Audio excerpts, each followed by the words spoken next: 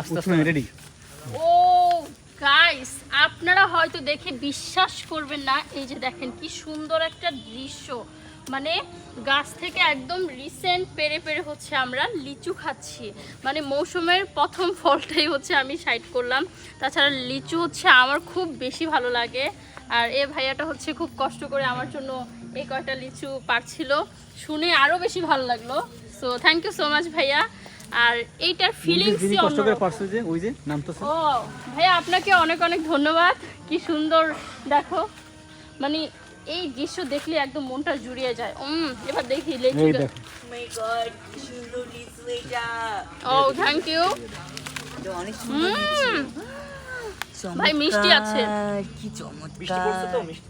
এটা কিন্তু চিত্রা রিসর্টে এলেই পাওয়া যাবে, তাছাড়া অন্য কোথাও না। আর আজকে আমরা শুট করতে এসেছি হচ্ছে চিত্রা নড়াইলের চিত্রা রিসোর্টে। সো এইখানে কি গাছ নেই, আম গাছটা একটু দেখাও। আম গাছ, এরকম আরো রুম, শত শত আম গাছ, আর এরকম লিচু গাছ, কাঁঠাল গাছ। ও মাই গড, আমি তো গাছ দেখে দেখি অবাক হয়ে আর যাচ্ছি। রিসোর্ট সম্বন্ধে। রিসোর্টটা তো খুবই সুন্দর, মনে হচ্ছে যে কোনো একটা বাহিরের দেশে চলে এসেছি।